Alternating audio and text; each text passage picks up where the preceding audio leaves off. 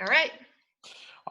Hi, I'm with my friend Dr. Gianna Bigliani. She's a physical therapist near my home in Mercer County, New Jersey. I asked Gianna if she would talk with me for a few minutes about what it takes for someone, a high school junior or senior, or someone already in college who's thinking about becoming a physical therapist. Gianna knows this field very well. She knows it inside and out.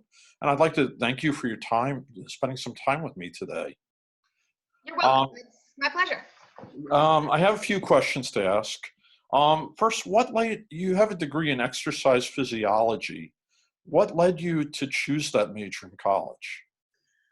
For my undergrad in exercise physiology, I've always been amazed by the human body, and I always wanted to do something about movement. So when I started college, I was thinking, athletic trainer, that sounds neat, or exercise physiology, but athletic training sounds neat, except I got recruited by rowing. So it turns out that when you go to school for athletic training, or at the time that was 1997, um, you also have to put in a lot of hours in the training room. And since I got recruited for rowing, I wasn't willing to put those hours because I had to practice. So I decided, well, I'm going to go the exercise physiology and pre-allied health route. That way, my doors open a little bit more if I wanted to go to anything else. Um, and that's kind of what led me to that. What is the difference between a physical therapist and an athletic trainer? You can start practicing as an athletic trainer right away from, it's a bachelor's degree. And basically, athletic training is more for first aid, first response, right, to specifically sports injuries.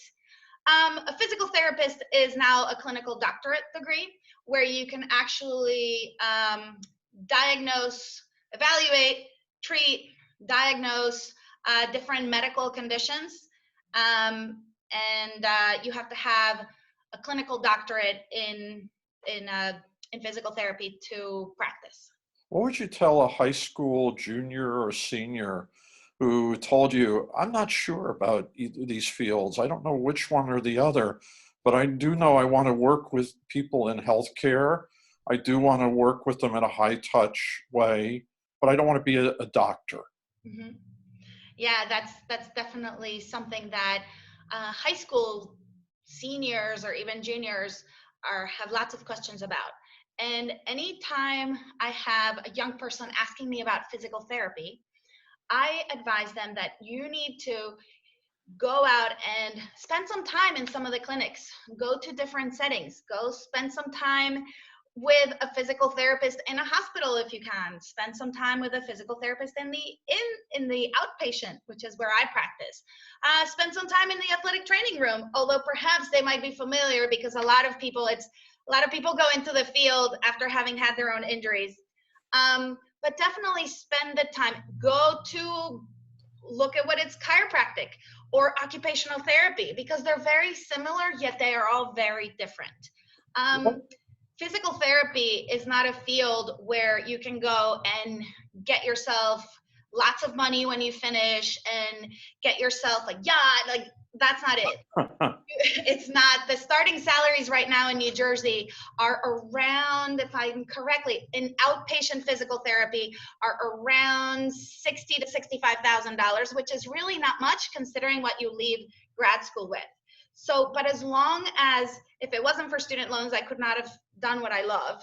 And so you really gotta be passionate about what you do. So my advice is to go and take some time observing in different settings, and that'll help you figure out what is it that you could be passionate about. Those are great ideas to let people see people in action, like shadowing would be like for someone thinking about becoming a physician. Yeah. Uh, but kids still have to go to school. Yep. So, You're so still. what academic strengths should they bring from the classroom, Mhm. and what courses should they love so they could be successful in navigating the academic part of this? Yeah. The academic part, I think that obviously the regular sciences are important, biology, chemistry, just about all the sciences are important. And it helps when it's easy for you to figure out processes, right? So for example, anatomy and physiology, if you can memorize really well, that's going to be simple, right? Because you just go, you memorize. However, some of the more advanced topics, with the more of the physiology part, where you need to understand if this and this comes together, then this happens. And some people have a hard time watching the process. So that might be more challenging. So when you come to, as a physical therapist, you see a patient, they're the whole person, right? Physical therapist has to see it as a whole person, not just their injured shoulder or their injured knee. Because it's a person that has a job, that they can or cannot do certain exercises, that has trouble coming in. They might have other issues like anxiety. And so you need to be able to see the big picture. Whereas in medicine, you look at it at the cellular level, right? You're addressing the rotator cuff tendon, you're addressing the arthritis. So it's going to help academically to be able to have a certain ease with big pictures and processes. It's math is always helpful, but at the same time, for me, I have trouble memorizing. I'm more of a process type of person. So, and realistically, I can just, that's why I have my muscle chart behind me, because I can always go back there and say, oh, this one right there. My brain understands how those muscles work together, right? But I can always go to that thing and I can always do that.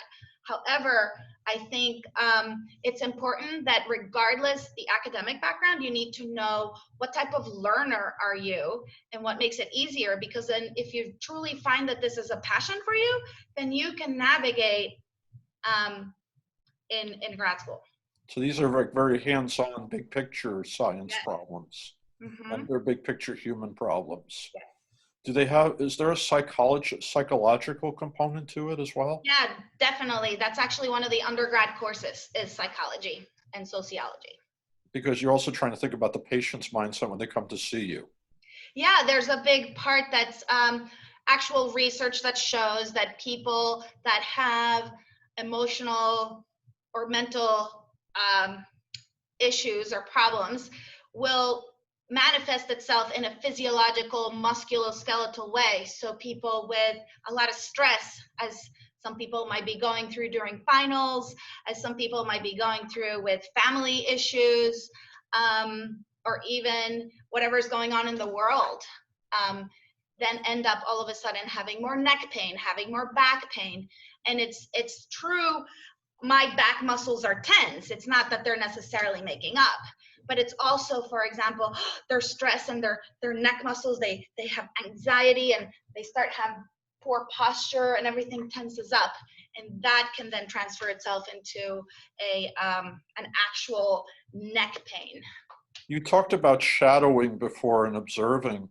Are there any other kinds of extracurricular activities that someone in high school, maybe someone starting college, trying to build a resume for admission, some kind of things that outside the classroom they should think about doing? I think volunteering is a great one.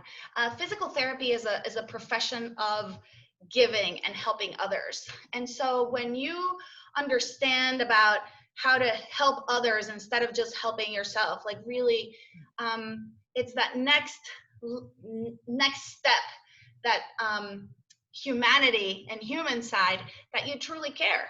And if you do some volunteering, if you understand to truly care for someone, whether it's volunteering at an animal shelter, whether it's volunteering at a soup kitchen, anything that's volunteering with other beings, whether human or animal, I think is helpful, because it teaches you how to care and how to be selfless, like not really think about that. So I think that's really helpful. You were an athlete in college. Does that help as well? Like if you were an athlete and it depends on the field that you have to be into. I think as an athlete, you have an advantage, regardless whether you're a young athlete in school, high school, middle school, little kids. or in college, simply because as an athlete, you'll learn about what you need to do to set yourself up to hit the ball, or what you need to do to, finish with gymnastics and move your body. So it gives you a kinesthetic self-awareness advantage, that unless you did a sport, you could still do it, but then perhaps you choose a different setting in physical therapy, as we do have different settings. There are people who are so anxious to get into this field. They think about an accelerated path from even not stopping, going from high school all the way to a DPT. And they finish in maybe a year less time than they might have otherwise. What do you think of those programs? Well, as a clinical instructor, so I'm actually certified for graduate students to come and teach and work under me, and even physical therapists that are doing their specialty to come and learn from me. I've noticed that there's a certain level of not just maturity level, but you need to know that this is what you really want to do, right? You need to realize that, yes, you might read that this is what it takes, but sometimes people that go through that accelerated program don't necessarily have the life experience that it can take to be able to truly care for someone else. It's very easy. So I tell people, before you sign up for the next 6 years, right, as an 18, 19-year-old, you got to make sure, because number one, it's going to be expensive, right? So what if you decide that, oh my God, all those clinical hours are awful. And then I started seeing, like, I had to do a rotation in a hospital, and I started to see people sick or bloody or like gross things that you see in the hospital, or wound care. Not hospitals, not for me. However, you do have to face those things, and maybe that's not for them. So I really highly recommend that you do your undergrad, and if you think, oh, I think I want to do that, do the pre-allied health, which then opens it up to go. You could even do med school if you wanted to. That's way too much school that I wanted to do. So, and I wanted to have hands-on, so that's why I didn't go to med school. But go to undergrad, start working a little bit, right? Sort of decide, like, what does it feel like? Maybe you start working, maybe you go to undergrad, maybe you start working as a personal trainer, or you can go as a physical therapy assistant, which is an associate degree, or a physician's assistant, or there's a little bit of once you get into the field, you start to see what are the different options. And then realize, like, oh, is this something that, oh my God, I love helping in the office. Like, I want to be able to examine that patient and diagnose that patient and plan that patient's care, instead of just doing what the PT told me to do. Well, what about you? You led me into you gave me a really good lead into the next question.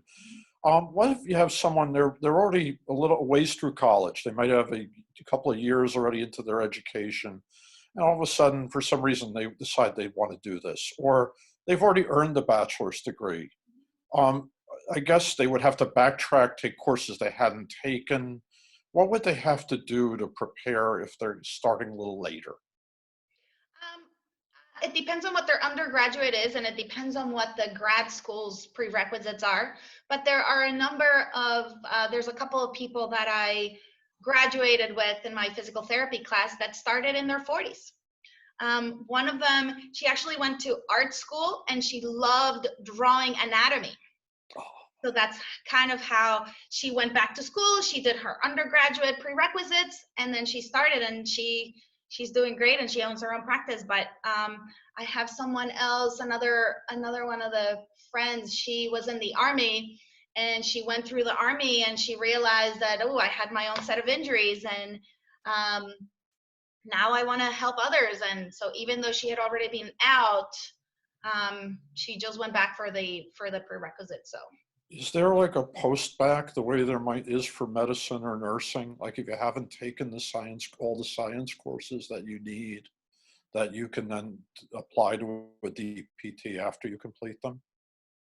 like medical schools, for example. Let's say you didn't earn a biology degree, you can go back and get a post-baccalaureate at a Oh university yeah, and that that, will give you the yeah, qualification that's for what I mean medical is you can school. just go back to the credits that you didn't take. So for example, someone might not have taken all of their biology, And is there, or their biomechanics is another common prerequisite. Someone may not have taken their biomechanics. and there's a professional association where they could see the requirements that they would need to be Yeah, able. the APTA, the American Physical Therapy Association. So apta.org is the head of the profession, but it ultimately depends on, and so the APTA sort of looks at all they set the requirements, the prerequisites to be in PT school, accredited university for that. But so ultimately each school, they have sort of like a basic minimum, and then each school will set their own requirements. Now you founded your own practice now. Mhm. You're the founder of it. Is this your first go around with in your own practice, in your own business? Or had you been in your own business before? Um, when I was working for another physical therapy practice. One of my colleague physical therapists and I started sort of our own little thing where we would go. We were the physical therapist and strength and conditioning coaches for a gymnastics group. Before going to grad school, I was a strength and conditioning coach. So we sort of combined the two to do a little bit of that. Did you learn anything about business in a DPT program, or was that sort of learning on your own? Or by Yeah, basically, um, back when I graduated physical therapy school in 2007, it was basically go to school to be a physical therapist and then go be a physical therapist. But nobody really taught you about business. And I've been in business now for just about 4 years, and there is so much that you don't know about business because that's not what you went to school for. So definitely, I've spent the last couple of years learning about business. So, Gianna, but there are a few schools that do offer a couple of business classes. So it depends on what you're looking for, because they offer them sort of as electives. And so they can be electives for business, electives for manual therapy, electives for wound care, electives for pediatrics, which are all little pieces of what you can do as a physical therapist. and did you take any classes, or did you just learn from the day one how to be a business person?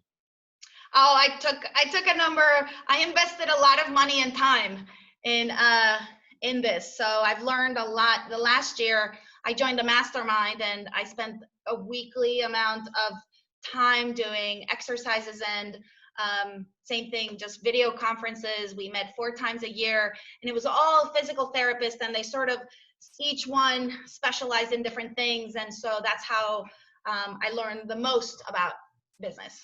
Gianna, thank you for the time You're welcome. My and pleasure. talking with me about this. This is one of these fields a lot of kids who are thinking about healthcare are interested in, Mhm. and they really don't know a lot about it. And so I really appreciate the time that we spent. Good. You're welcome. It's my pleasure. I love that's part of being a physical therapist. It's sort of paying it forward and educating others about the profession. So it's my Thank you, and have a good day. And I know you're only going to be more successful. oh, thank you. I appreciate it. If anybody has questions, and um, through you, they can reach, or you can reach out and let me know. Thank you very much. You're welcome. Take care. Bye. Bye.